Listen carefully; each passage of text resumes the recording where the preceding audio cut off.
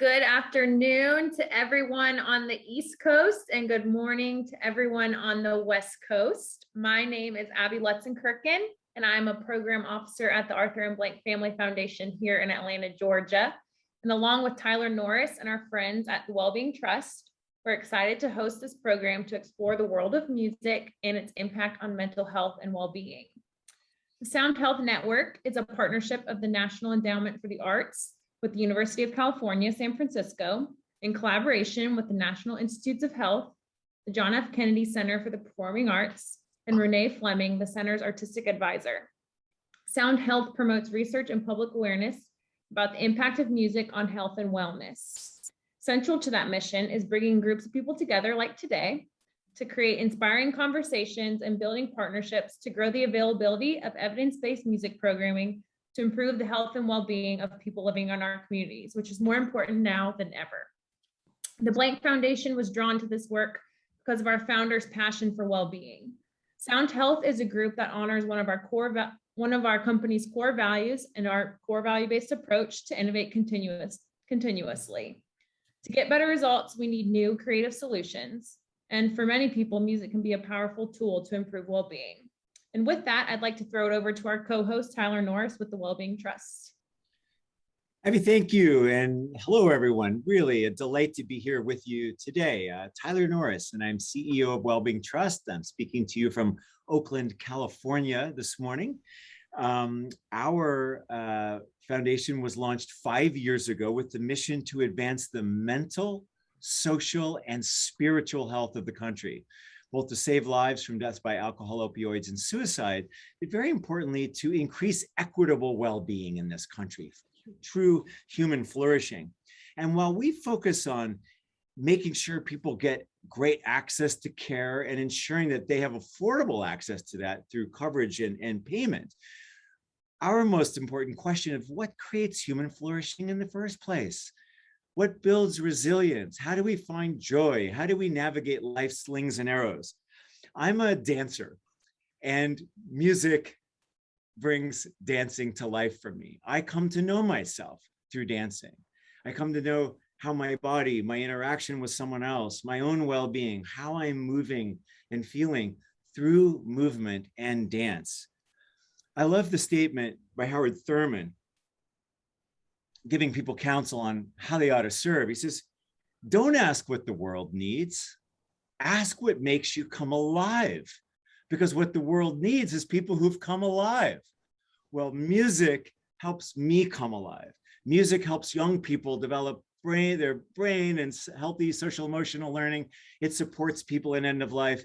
Music is that vibration of life and resonance. And we are so blessed to have this dialogue today. And to help kick that off, I pass it, please, to Miss Julian Johnson, who is the director of the Sound Health Network and so much more. Julian, great to be here with you and team today. Hi, Tyler. Thank you so much. And also thank you to Abby. And I'd also like to give our thanks to the Arthur M. Blank Family Foundation and the Wellbeing Trust. It's an honor to be with you all today and have the opportunity to share some exciting new developments related to research and public awareness about the impact of music on health and wellness, along with my co-presenter, Dr. Sheri Robb. My name is Julian Johnson, and I'm the co-director of the Sound Health Network. I'm also a professor at the University of California, San Francisco School of Nursing, where I've been for 18 years. I'm trained as a cognitive neuroscientist, but I also have a background in music and did my undergraduate studies in music performance and music therapy. But my main work today is studying older adults and the impact of music on their lives. So first off, I wanted to give a few housekeeping tips. So because we have such a big group today, we are going to keep the chat and the Q&A closed during the presentations. And then at the end, when we have a question and answer session for about 15 minutes, we'll open it up where everybody can actually send in something through the chat, or they can raise their virtual hand and they contribute to the wonderful discussion that we'll have today. So without further ado, I'd like to first start and give you more of an introduction to the Sound Health Network.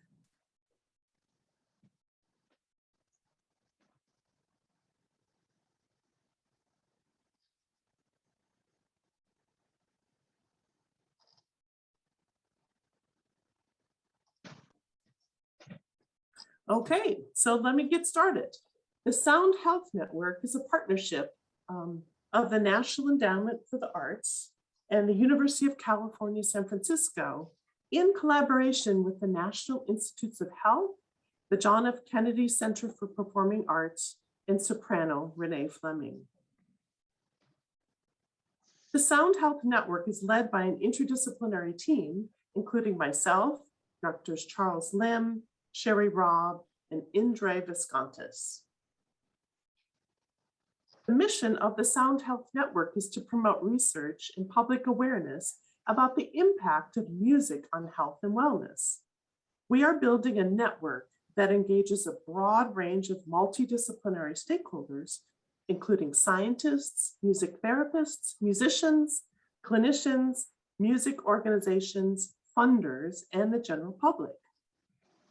Through our coordinating role, we will advance the potential of music to improve all of our lives. The Sound Health Network has developed several key resources to advance our mission. We invite you to explore these resources on the website, soundhealth.ucsf.edu, where you can watch our webinar series and learn about other events.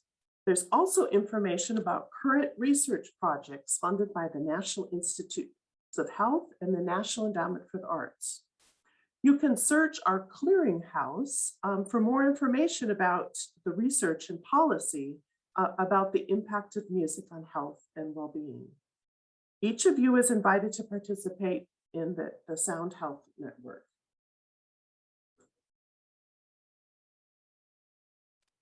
And next, I'd like to introduce Dr. Sheri Robb. She's a colleague and music therapy co-investigator in the Sound Health Network.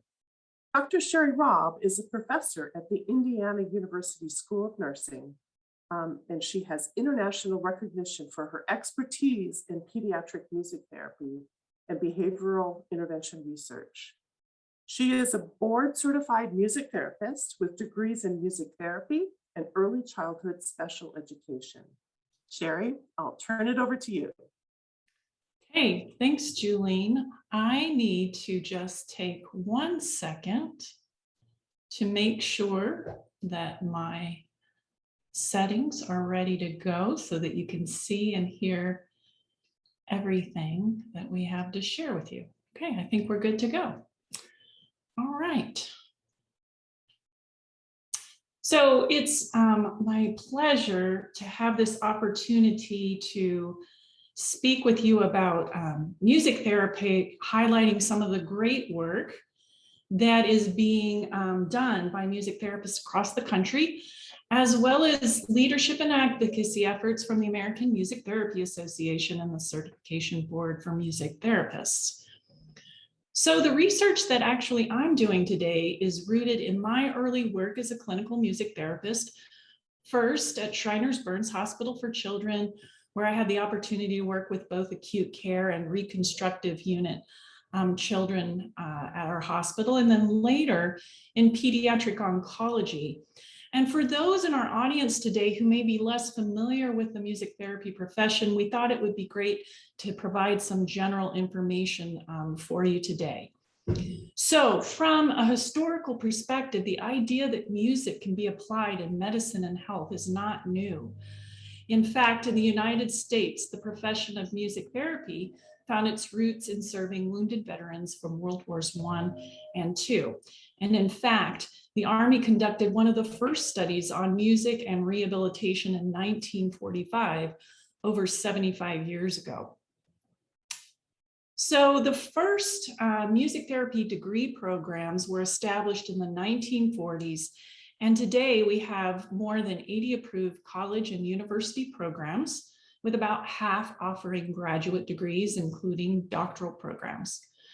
Research is a cornerstone of the music therapist training, And they have specialized training in music, psychology, health, and human development. And that includes 1,200 hours of supervised clinical work. So after completing their degree work and clinical internship, graduates are eligible to sit for the music therapy board certification exam.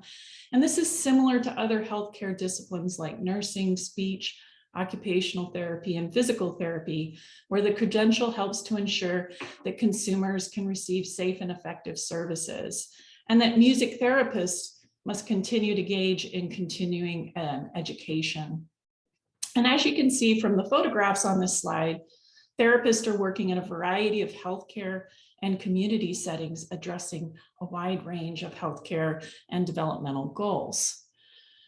So today, during our time together, I'm going to highlight the work of 3 music therapists and their work with veterans, second, young children with specific learning needs, and school-age students who are working on expressive communication and motor goals. So first, I'm excited to highlight the work of the Creative Forces Network and music therapist Rebecca Vaudreuil and her work with Captain Luis Avila.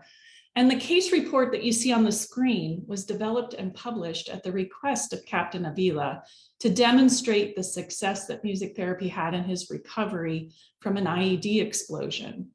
And the report also illustrates the important integration of music, speech, occupational, and physical therapies.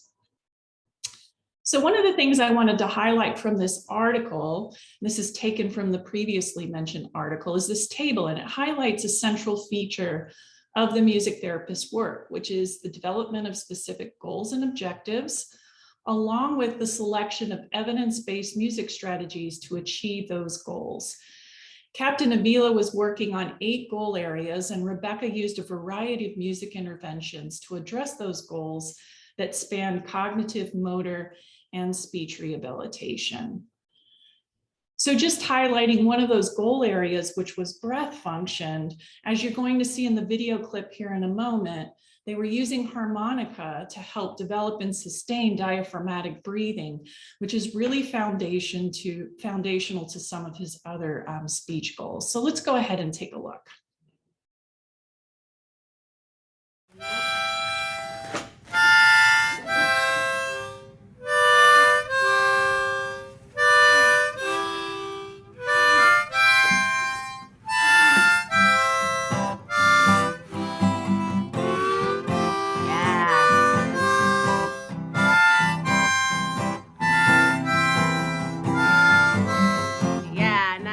Music therapy is a treatment modality that uses music to help clients reach non-musical goals. Luis was really paralyzed before, almost completely paralyzed.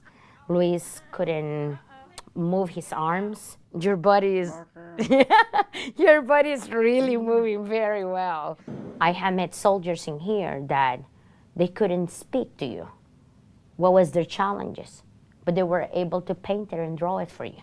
Through art and music, we're healing. We are healing. And I said we because most of the time when the soldier come, the family, we're here with them. And we all heal together. Oh, say, can you see by the dawn's early light? It's truly a miracle. I think without what all our team have done for Luis, Luis couldn't have in my family the quality of life we have. We don't even think we're disabled anymore. You can go anywhere, and we don't see the disability, we only see the possibility. Gently streaming, and the rockets regular, the bombs bursting in air. So equally important and central to the work of music therapists is extending support to clients and families as they transition from treatment in a clinical setting to arts programming in their community. And a great example of this is the Creative Forces National Resource Network. And this is an online resource center that provides toolkits, training materials, and other information to support best practices for community arts providers. So next, we're going to look at work from our music therapist, Amber Weldon Stevens, who's offering services through the Fulton County Schools in Atlanta, Georgia. And something that's important to note is that they have the largest school system music therapy program in the country.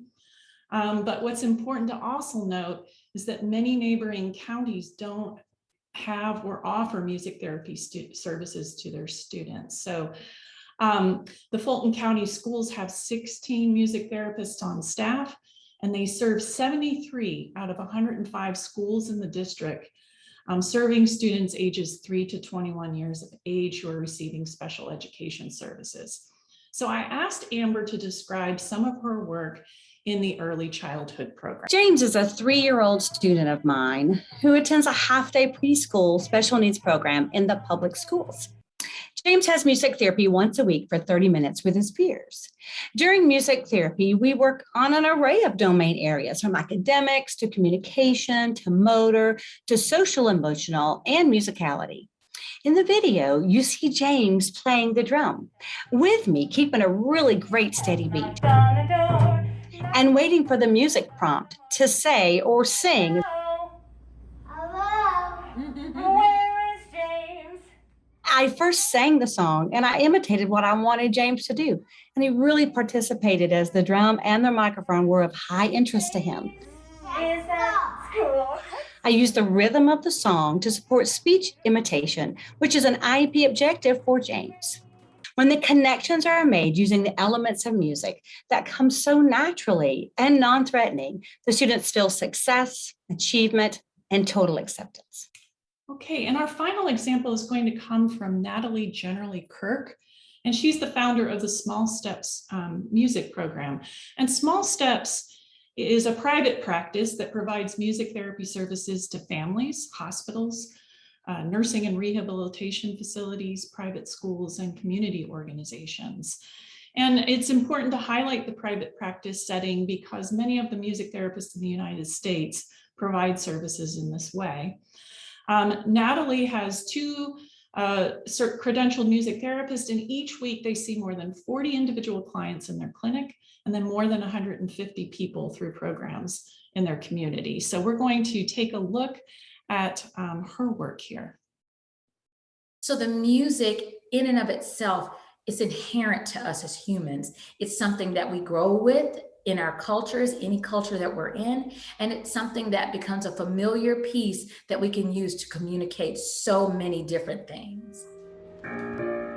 This particular individual has been working on various music skills, all the way from fine motor on the piano to even expression, because we have a difficult time communicating what we want to say. So we've worked a lot on using the song that we're playing for phrasing, and how do we change the phrasing to match what the actual sentence would say.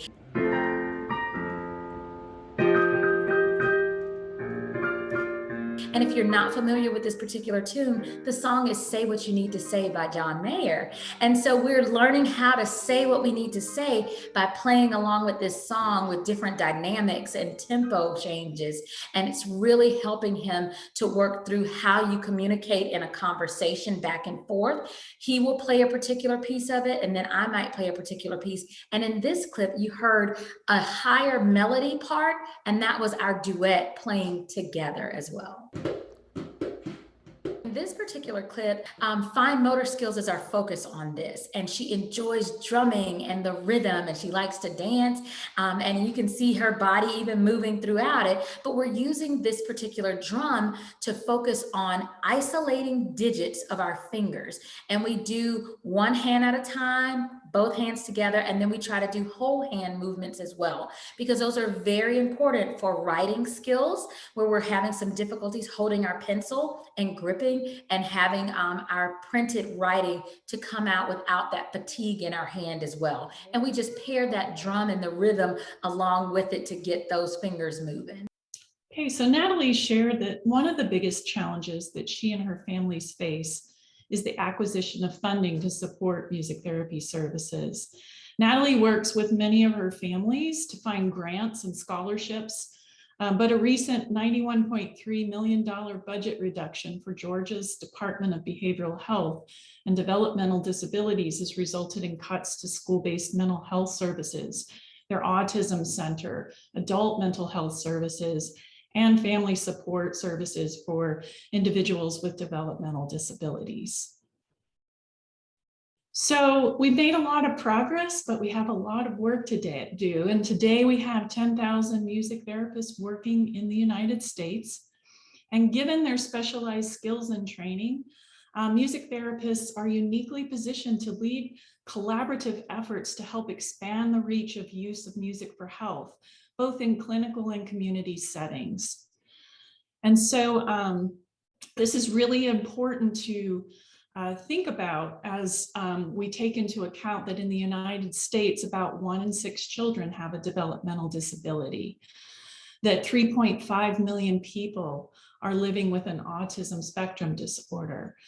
5 million live with Alzheimer's disease, 46.6 million live with mental illness, and 1 million people live with Parkinson's disease.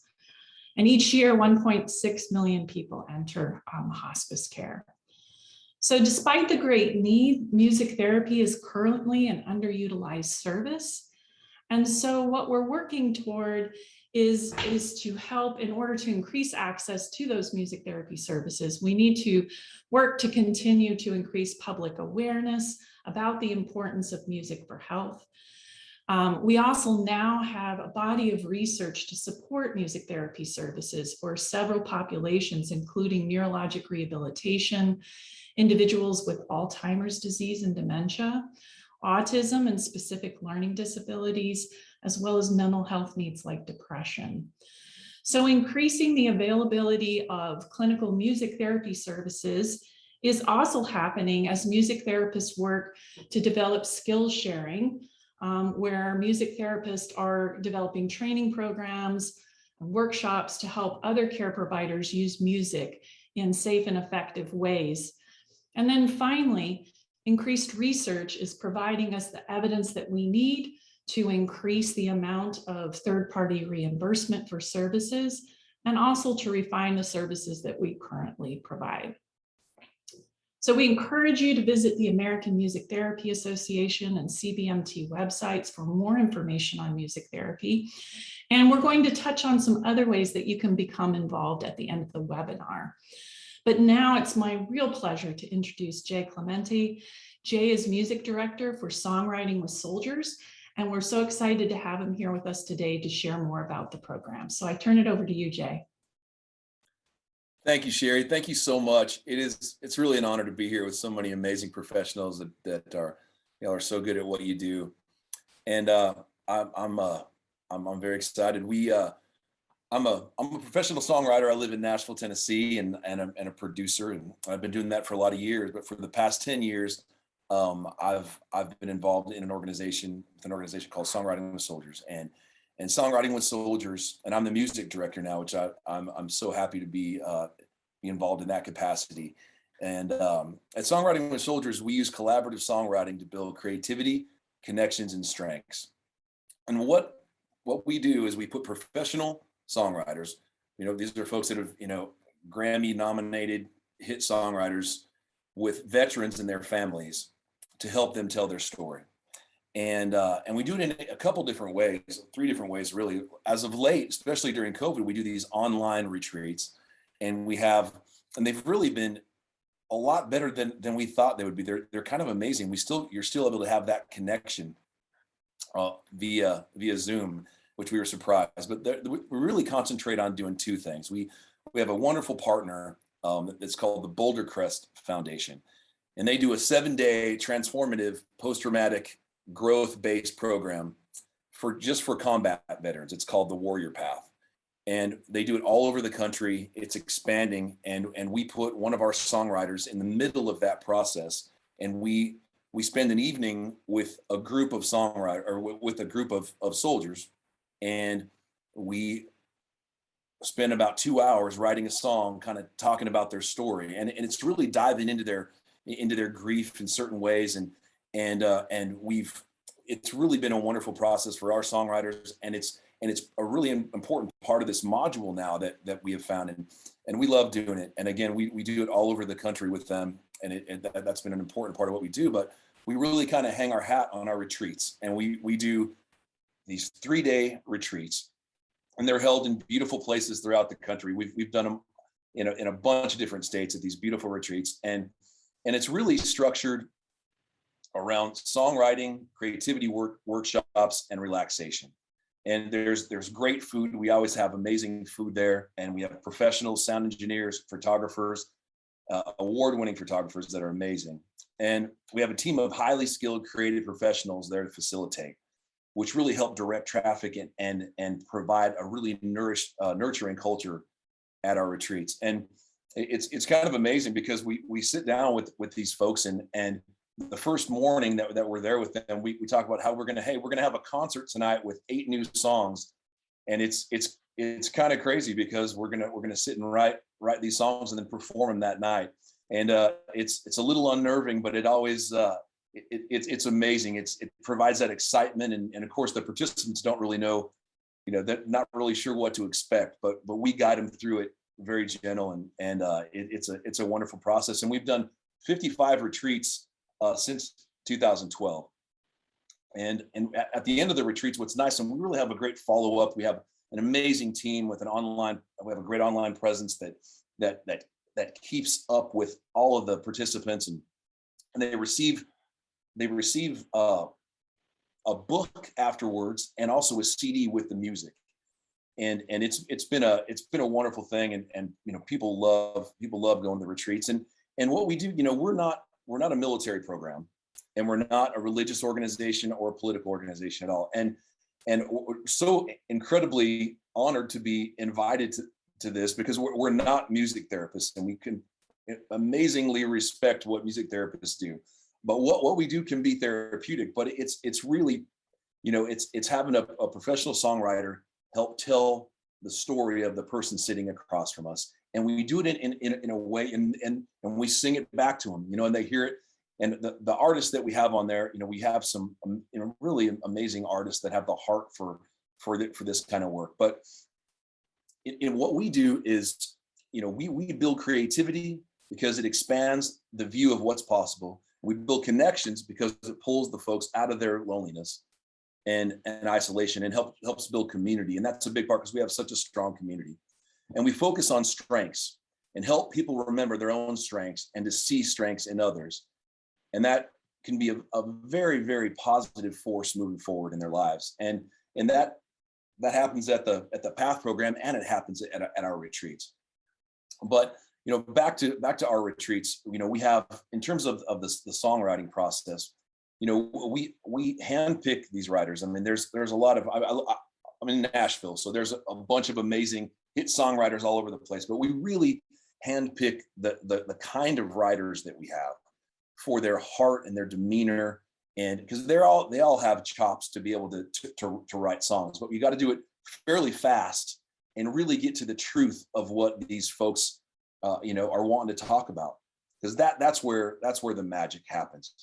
They have to be a very good listener, but also be able to articulate the story. It's really putting the puzzle together. We sit there, and sometimes we don't write anything for an hour. You're just sitting there listening and writing the lyrics down, and then you start playing the music. And really, when you start picking up a guitar and you start kind of playing a tune and start feeling whatever that what they've been talking about kind of sounds like in your head, it's you can't describe it, but all of a sudden it just starts opening things. It opens these little places and these passageways to them, and things start getting opened up in their heart. And you really got to start listening at that point. What we at Songwriting with Soldiers, we provide a really safe environment. It's a nurturing environment.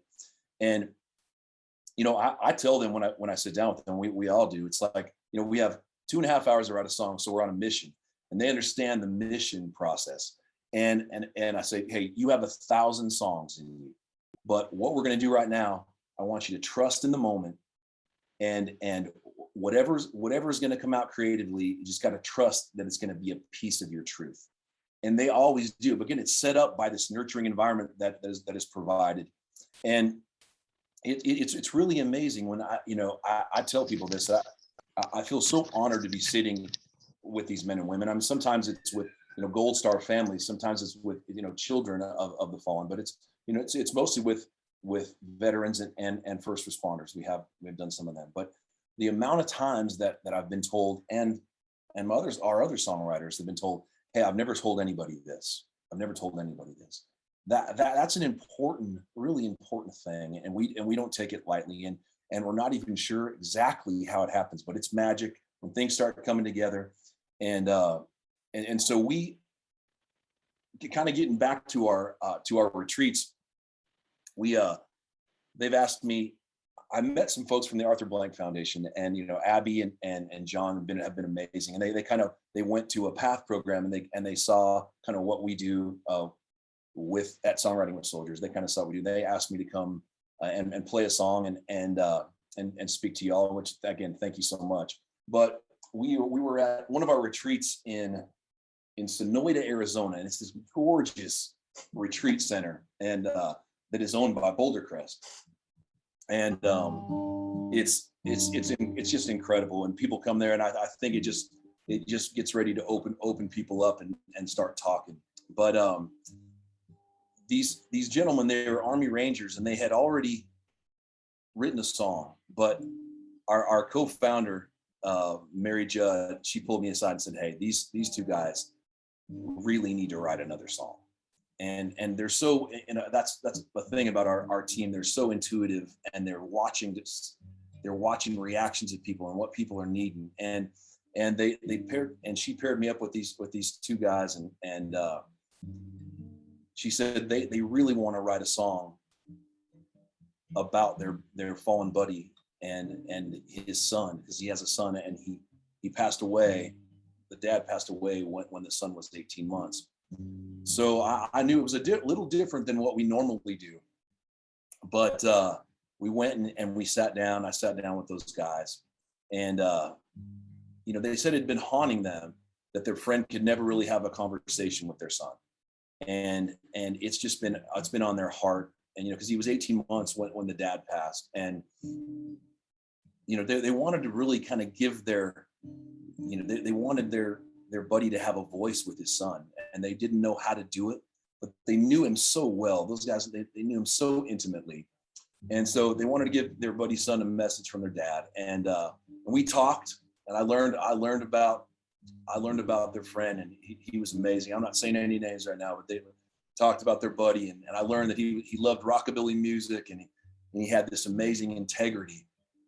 And the last thing he said was, the last thing that he did together with his son is they played a little baseball in the front yard. When you're 18 months, you can't throw too hard, but it means a lot. And so we wrote a song. We had a few hours to write a song, and I'll play it for you now. But it's called Daddy's Son.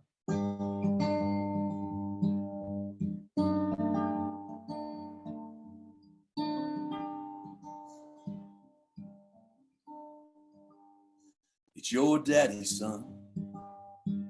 Yeah, I'm right here. I never went away.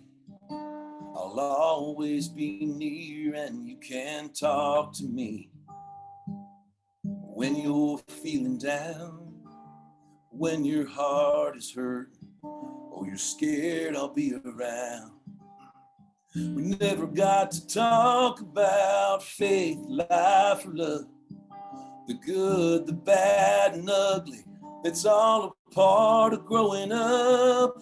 But we never got to play catch, so charge the ball. Give your best, never start a fight, and don't back down. Sometimes you gotta walk away to stand your ground. If your heart pounds to a rockabilly song, and your hair stands up when someone's being wronged, and you're wondering where all that comes from, it's your daddy's son. And when it comes to girls, there's gonna be some drama.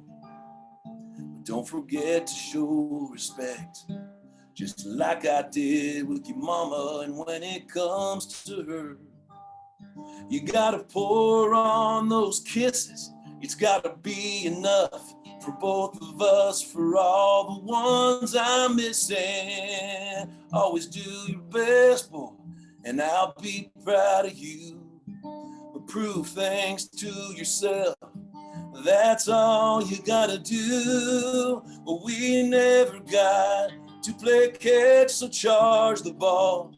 Give your best, never start a fight, and don't back down. Sometimes you gotta walk away to stand your ground. And if your heart pounds to a rockabilly song and your hair stands up when someone's being wronged, and you're wondering where all that comes from, well, it's your daddy's son. One day you'll search for meaning of what life has in store. The secret is finding something that's worth dying for. We never got to play catch, so charge the ball. Give your best, never start a fight, but don't back down. Sometimes you gotta walk away to stand your ground. And if your heart pounds to a rockabilly song and your hair stands up, someone's being wronged, you got the spirit of a warrior and the heart of a gentleman. The spirit of a warrior and the heart of a gentleman. And you're your daddy's son. Your daddy's son. Your daddy's son.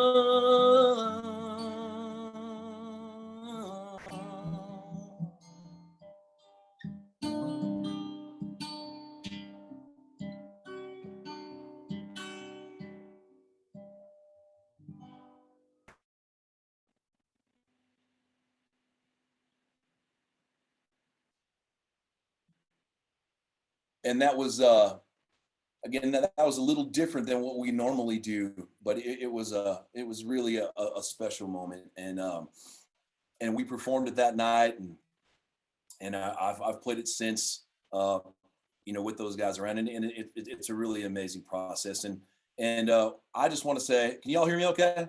I guess you can all hear me okay, but I just wanted to say thank you so much for inviting us to this as Songwriting with Soldiers. We really appreciate it. And, we have a large community, and we're going to tell everybody about y'all. And thank you so much to Abby, the Arthur Blank Foundation, and John, who originated, and Tyler, Sheri, Julema Sound Health. Thank you so much, y'all. I also want to give a shout out to Mary Judd, our co-founder and program director, Kristen Starling, our executive director. She's on here somewhere. They're amazing, and they make all the wheels of Songwriting with Soldiers turn. And just thank you to all our veterans and our military community and their family members. And we appreciate everyone. And thank you for having me on, y'all. I'll turn it back to Jolene. Thank you. Thank you so much, Jay. That was really inspiring. And songs have such a unique way that they can share experiences of stories of people's lives. And Songwriting with Soldiers is clearly doing important work. So thank you so much for sharing that. Really appreciate it. Okay, now we're going to shift gears a little bit. Let me see if I can get my slides back up. We're going to talk about the other end of the age spectrum, older adults.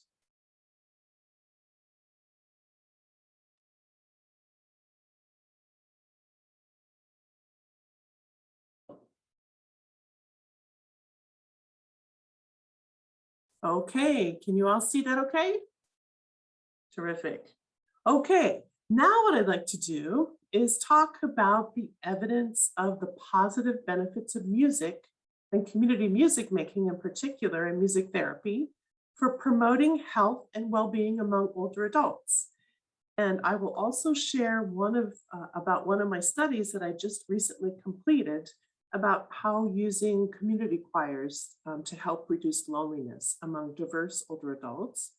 And I'll also talk about the benefits of music therapy for older adults. So this will be our last segment before we open it up to some calls to action in the Q&A session. So thanks everybody for sticking with us. We really are happy that you're all here.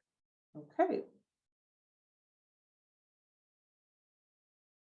As Dr. Robb presented earlier, we consider the benefits of music across the clinical all the way to community continuum, and also across the lifespan. And music is definitely one of those unique aspects, unique experiences that you can experience from birth to the end of life. So my career has focused on studying how music can promote health and well-being among older adults. And as a cognitive neuroscientist and somebody who's very interested in music, it's important to note that the older adults are one of the fastest growing populations in the United States. And we now live an average of 30 years longer than adults who were alive in 1900, and that's remarkable. And this extension of the lifespan offers many opportunities to extend the valuable contributions of older adults in later life. However, our current health and social systems are unprepared for this dramatic change in demographic.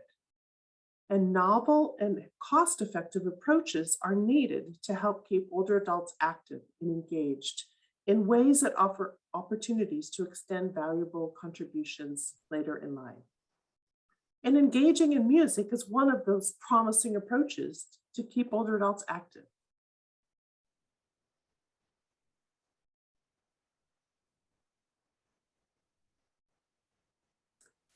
There is increasing evidence and a number of studies suggest that engaging in music may have multiple positive health benefits for older adults.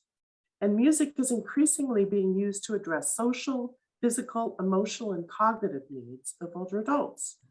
And these studies document how music can address critical issues in aging, such as reducing loneliness and isolation, improving quality of life and cognition, and helping reduce the stigma associated with aging.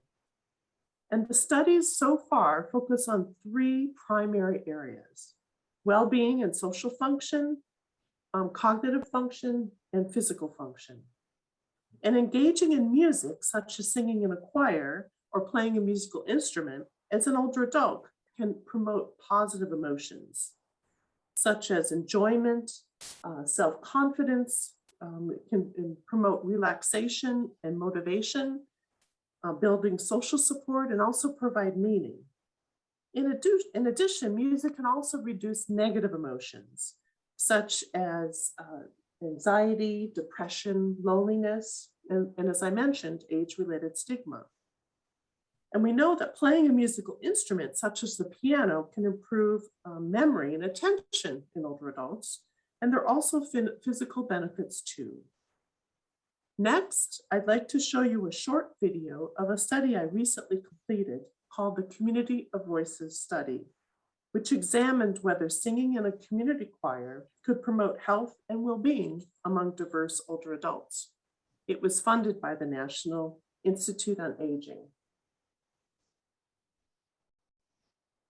It involved a partnership of three organizations: the university I'm a part of, UCSF, the nonprofit Community Music Center in San Francisco that has been in San Francisco delivering music programs for over 90 years, and also the Department of Aging in San Francisco. And then through this collaboration, we completed the Community of Voices study. We enrolled 390 older adults into 12 different choirs across San Francisco, and community music professionals led the choirs. I'll play a short video now and let the participants say and speak for themselves. And just as a note, you can see on the far right, those are some demographics of who was enrolled in our study. We had an average age of about 71, predominantly women, and importantly, you can see that only about half of the participants in the study had previously sung in a choir as an adult. So the choir was very accessible and open to people with all different levels.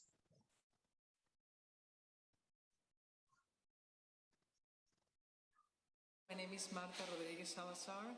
I am a choir conductor and I am conducting the Comunidad de Voces, Community of Voices Choir.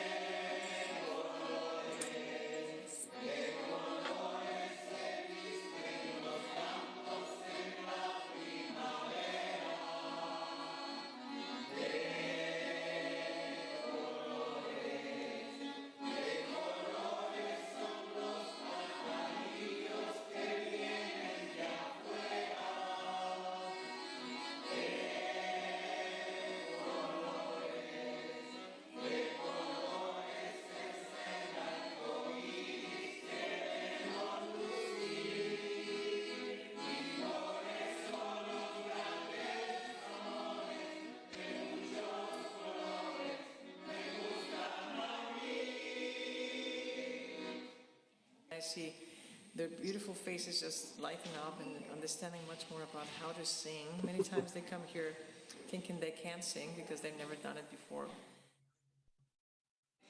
I enjoy listening to everybody and listening to the teacher, showing us how to do it. Desde niño siempre me ha gustado cantar porque me alegra el corazón. La música es muy bonita y me relaja, me motiva. Me mantiene alegre y contento. Oh, I love singing. It makes me feel alive.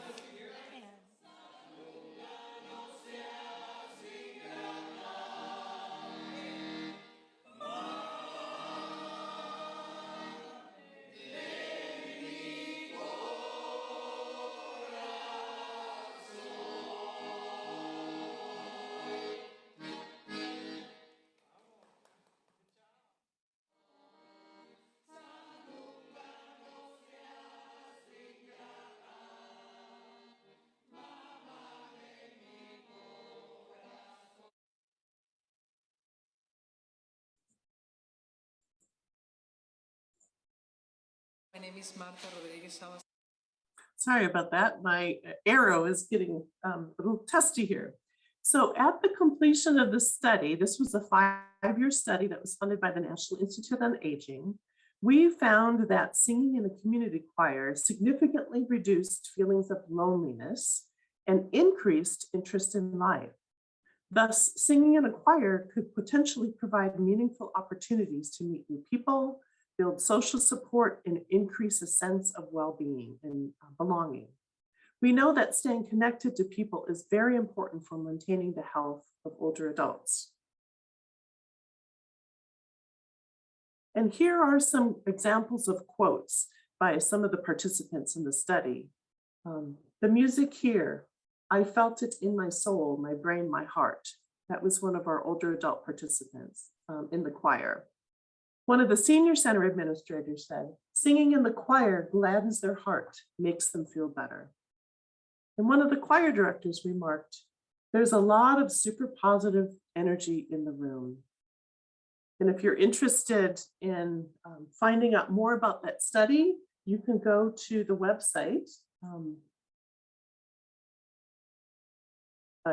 the Community of Voices website to find out more, which you can read our published studies and also the program book that we have. Okay, next slide.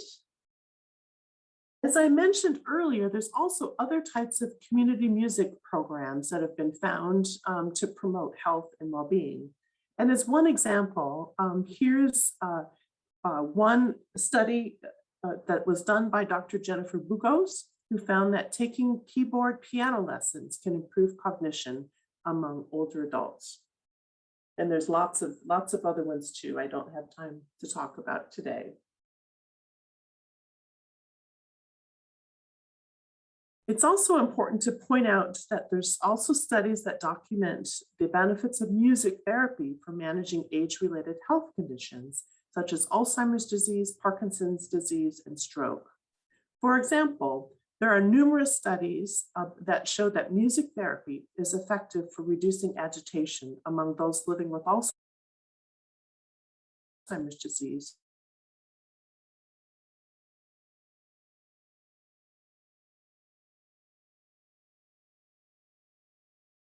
studies in the past years about the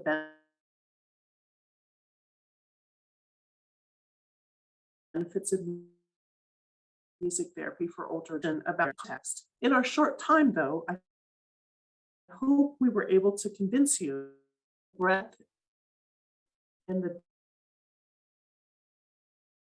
music therapy in different contexts.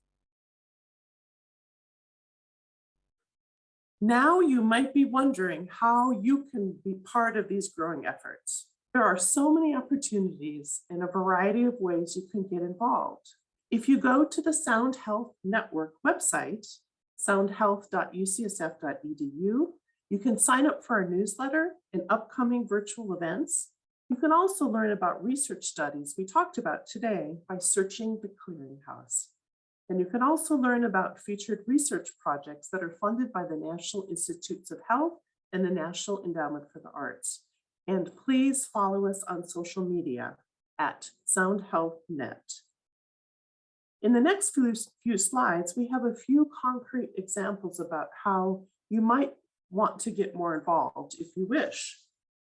And I'd like to turn it over next to Sheri Robb. Okay, thanks, Julian. So on the next slide here, we have listed, we have a lot of needs and a lot of opportunities. And these are ways that we can work together to make an impact. So we hope that at the end of our time together today, that you'll take some time to reflect on what was one element of today's talk and webinar that spoke to you. And we'd really encourage you to reach out, tell a friend, but then also reach out to some of the contacts we're going to offer to you at the end of our time together. But some of the ways that we feel like we can make an impact is really increasing potential to prevent and reduce the negative impact of COVID-19 and recovery. We have a lot of music therapists working in this space right now, particularly for our long haulers, but also for the mental health and well-being of healthcare providers around the United States. We also have great opportunities to expand programming for active military and for veterans and for our retired veterans. Increasing research and resources for mental health, expanding the reach of music therapy in our public school systems.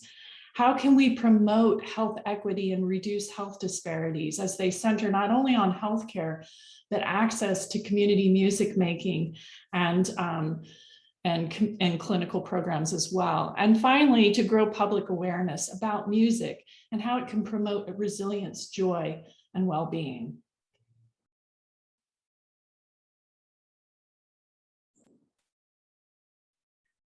And we also thought about some additional ways that folks could get involved, such as help in building the evidence and research capacity related to the impact of music on health and well-being, and also help us train future generations of music therapists and researchers. And we gave just a few examples how some of those sorts of things could happen. It could, for example, be helping support pilot research, establishing research residencies, also helping us build postdoctoral and graduate school fellowships, and for example, seeding a music therapy mentoring program.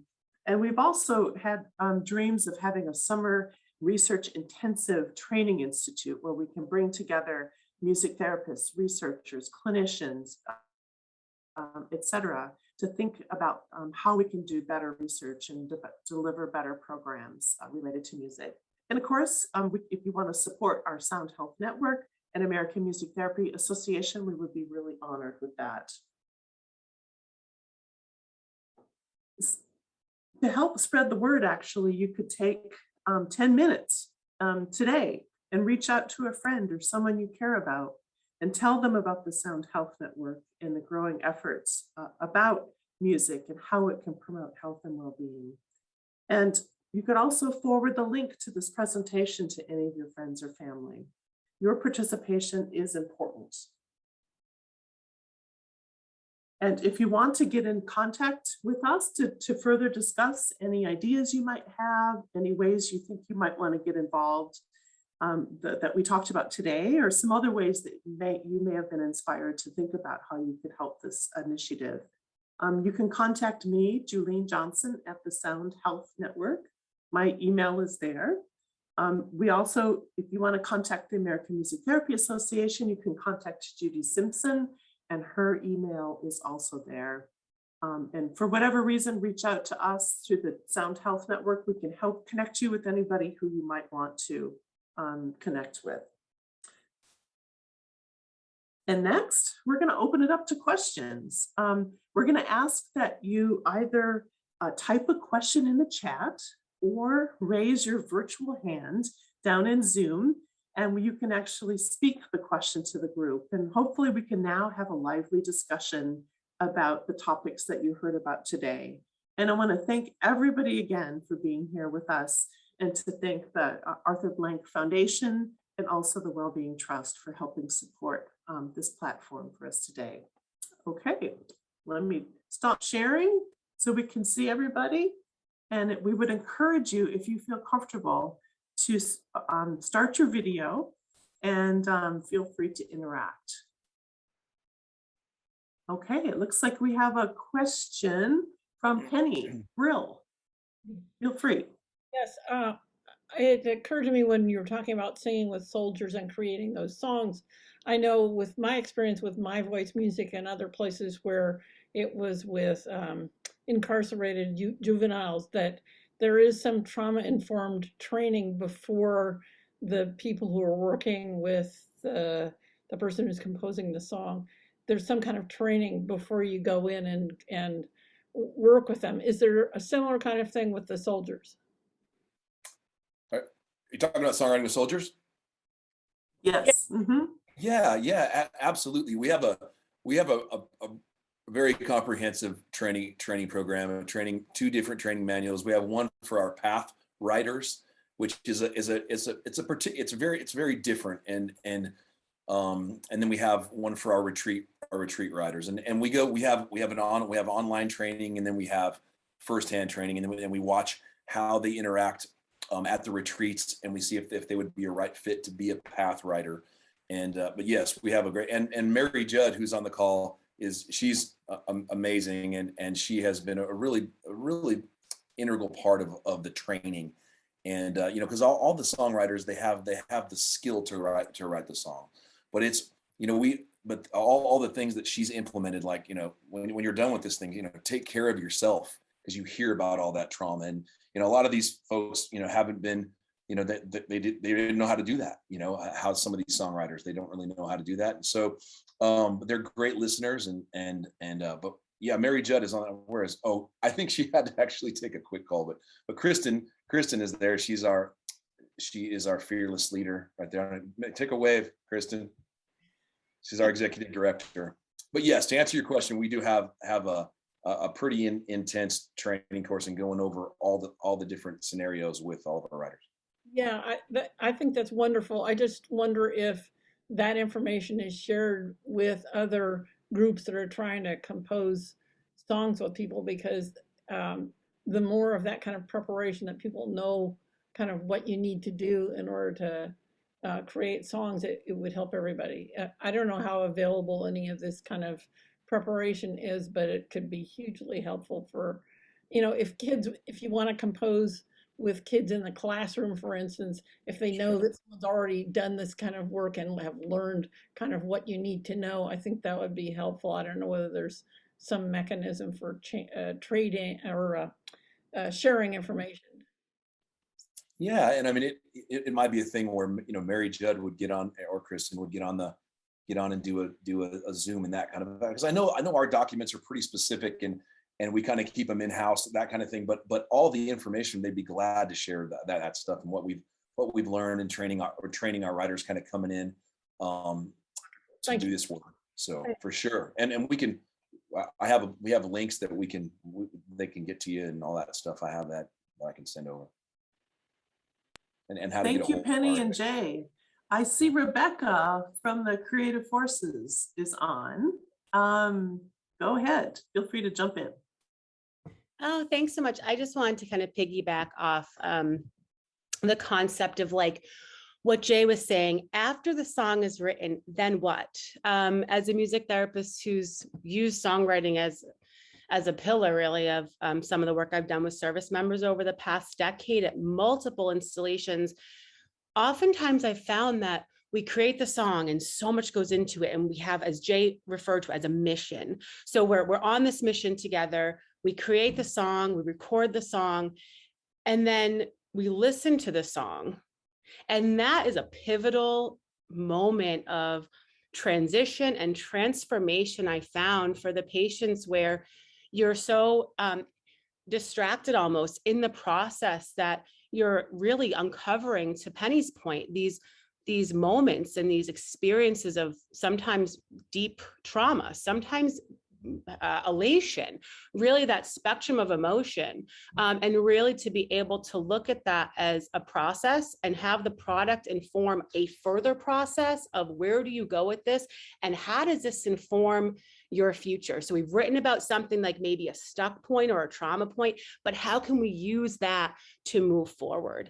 And so I just wanted to kind of bring that to all the things I've been hearing, and then also through my experiences and looking at the guiding principles of trauma-informed work and safety being the number one. And as a clinician, having the element of first do no harm as a guiding foundation, an ethical standard. And then of course, choice, which we know happens a lot in songwriting, collaboration, like Jay's talking about, you're collaborating with Rangers and Nashville songwriting artists, or as a music therapist collaborates with a group or even an individual, and empowerment, right? So empowering in that process. So I will be quiet now, but I just wanted to share, all of this is coming up. And to Sheri's question of what inspired today, like everything, seeing the work that was done in the schools and the prompting for the students to be verbal and their motor skills, and the older adults with their singing, it just, everything has been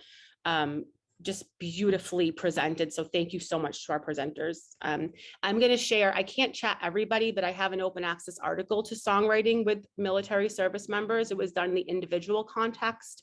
Hopefully Creative Forces will have a group one soon, but it's open access. I'd love to get it to everyone if you're interested. Thanks so much. Thank you, Rebecca. And we should be sure that that article is in our clearinghouse on the Sound Health Network clearinghouse, where everybody can easily access that too. Jay, were you going to have another comment? No, I just wanted to say thank you. And yeah, the follow-up is so important. And we really try to talk about the ripple effect of telling your story. And, we have follow-up calls after the retreats. And then again, our online community is real strong. And that's another way that we keep, that we keep up with everybody. And then, we get them, we have them recorded, number one, they watch they see their song being performed 2 times at the retreat. So it's a concert kind of performance. It's day of, and they can even sit in on the recording session when we're recording with a professional engineer. So we have a few different ways that we keep in contact, and it's really important to us because it's not a catch and release, kind of a thing. We want to make sure that we're nurturing them and growing with them along the way. And Mary Jo, see Mary Jo. Thank you, Jay. We have some other questions here in chat. Didn't mean to cut you off there. We have a question here from Darina Petrovsky. This is for Dr. Robb. How can parents request a music therapist to work with their child with special needs in a public school district? She says, I do not know of any music therapists working in our local public school district. Are their services widely available around the United States? Yeah, so I might call on Judy Simpson from the American Music Therapy Association to assist me in answering this question, because one of her areas of expertise is in special education, and she's our advocacy expert. However, I often refer people to contact the National Association for Music Therapists, who can put you in contact with music therapists in your area. I know that there are also, she's very familiar with the special education laws and how music therapy services fit within that rubric of services that can be available. And I do believe, and please correct me if I'm wrong, you can request that an assessment be done to see if music therapy services are warranted on the individualized education plan. But I'm hoping Judy's here. Judy, are you here?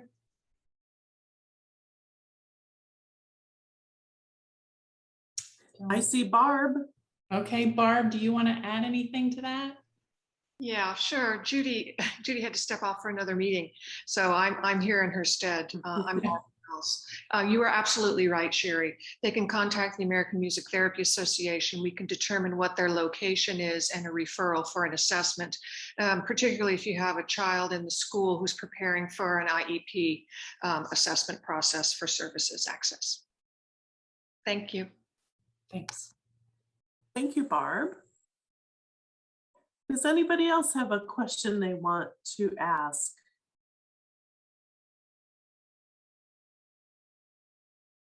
I see Ashley Holland Fry has her hand up.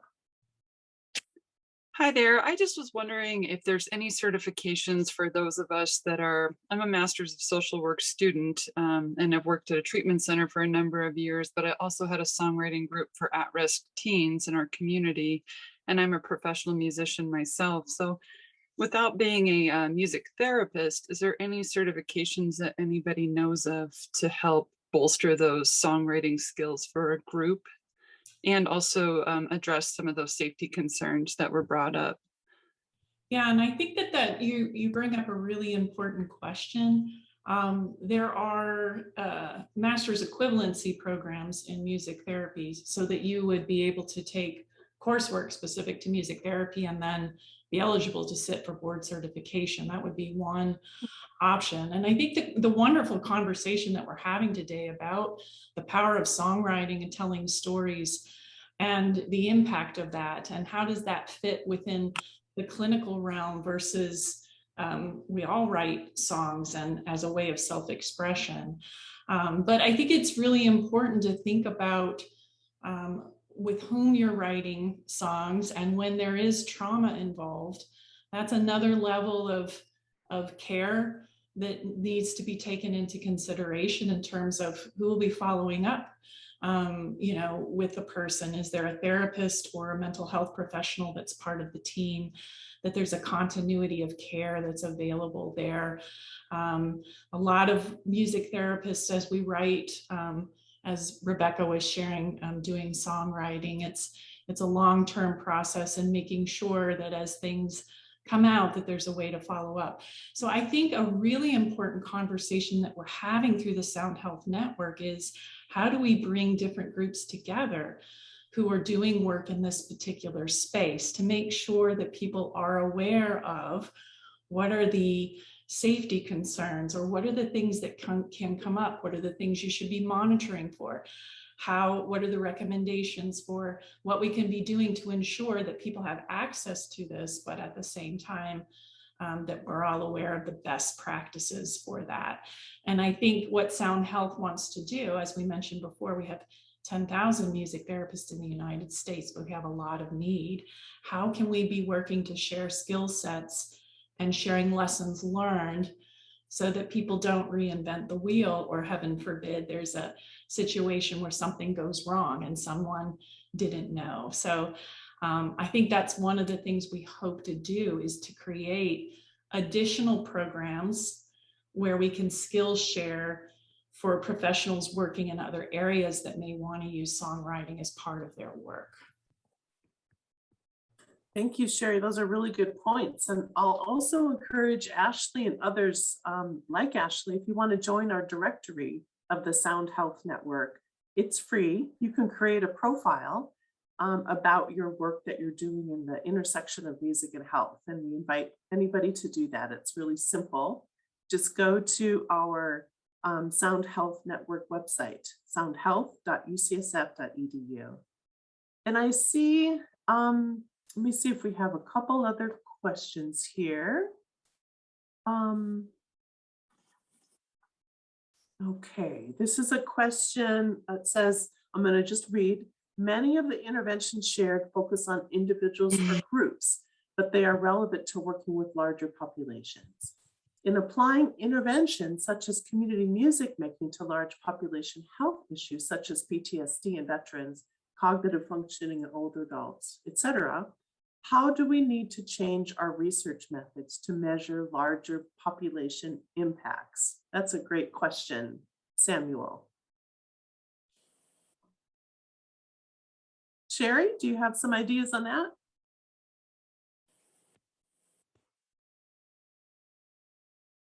Hope you're muted, Sheri.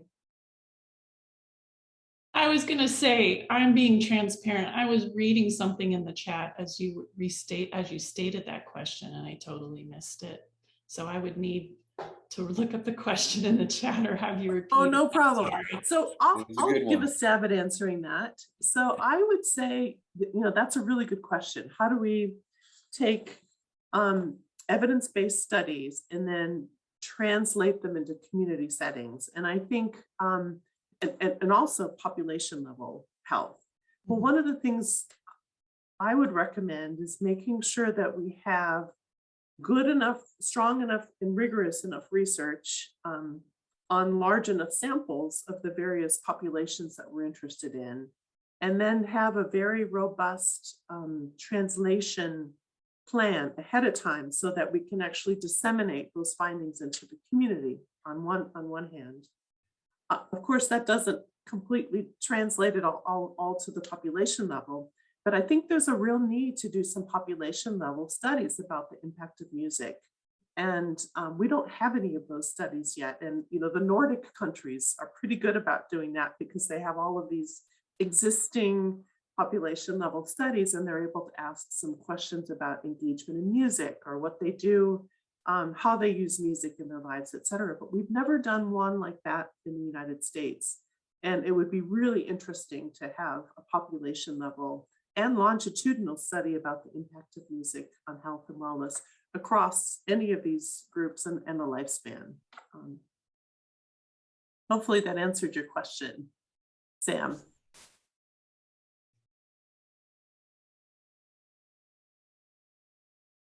Okay, I don't know, Sunil, do you mind coming on and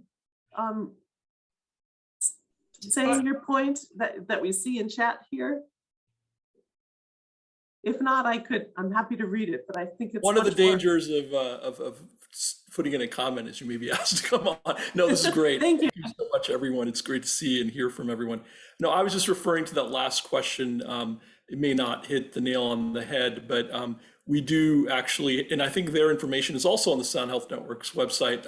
One of our research grantees or labs is at the University of Florida, and a woman named Jill Sankey, some of you have heard of, who's working with a lot of teams, including one at the University College London, looking at large-scale data sets, particularly survey data about health outcomes, things like, we've looked at the health retirement study and other big, larger surveys of longitudinal ones, where it's possible to track the relationship between those who engaged with the arts deeply and those who did not, and compare, maybe control for other variables, and understand from the data itself what correlates tightly with arts participation, including health outcomes. That's one way people have been trying to understand this. It doesn't give you some of the granularity of some of the smaller scale studies that we've helped support, but I think it's really a novel way of understanding some of the questions that need to be asked and in designing interventions. That's a great team, and you may want to read up about them if you're interested in that. Thank you. Thank you, Sunil. It looks like we are coming to the end of our time together, and I'm sorry we couldn't get to everybody's comments and in the chat and everybody's questions with their hands up. I wanted to now turn it back over to Abby and Tyler for some closing comments. And once again, I want to thank everybody for your participation here. It was really terrific, and hope to see you again soon. Thanks, Julian and Sheri. You guys did an incredible job. And Jay, that song touched my heart, and I know it touched many, many others with writing it. But just wanted to say how honored we are at the Blank Foundation to be supporting this work of the Sound Health Network. I will not speak for Tyler, but music is very impactful in my life personally, and I'm glad to see the work continue and can't wait to see the impact of this work as it moves forward. As a reminder, please remember to sign up for the Sound Health newsletter on their website. And you can also reach out to Julian directly with any questions that you may have. But once again, just wanted to say thank you for joining us today and taking your time to learn more about this work. And Tyler, I'll throw it back over to you. Oh, you're muted. You'd think after 18 months of this. Thank you, Abby. And what an extraordinary last hour and a quarter. Heart-opening in every way. The stories, the promising programs that are underway, the music, Jay, thank you, and others so much. I think we're actually looking at a field where there's so much goodness and so much co-benefit for those, for all that are involved. It's a gift that just gives widely, a multi-solver, if you will. I heard we need to build this field. There's to ensure access, build the evidence base and the kind of research that would allow the reimbursement and else to come along.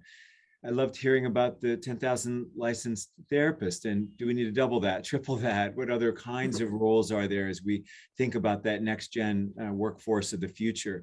This reimbursement part, as being in healthcare, we ought not be worried about reimbursement, but it matters. And if we can start getting all of this paid for more people, I think we can help grow it. And I love the idea of each of us finding our way to support the Sound Health Network and the American Music Therapy Association. This for me is all about healing and growth. And as I said at the start, Abby, I think you said it beautifully. Through music, we come to know better who we are. And we come to know better who each other are. And at a time in our country and in the world, Lord knows we need absolutely everything to help understand who we are and who we can be together.